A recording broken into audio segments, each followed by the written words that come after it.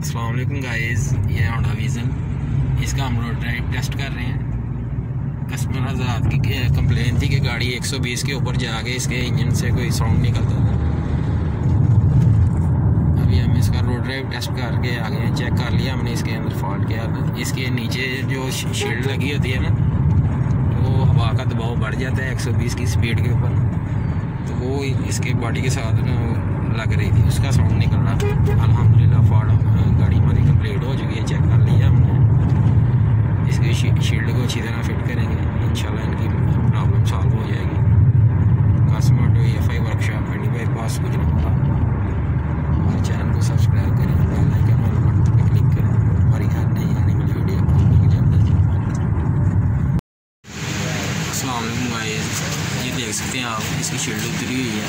ये हम इसका रोड ड्राइव टेस्ट करके चेक करके आए हैं। गाड़ी में कस्टमर कंप्लेन थी कि 120 के ऊपर जाके साउंड करती है गाड़ी, इंजन से शोर की आवाज़ आती है। चेक करके आए हैं गाड़ी की। ये देखिए शील्ड टूटी हुई है, इसकी नीचे उतरी हुई है। इसको फिट करेंगे इंशाल्लाह।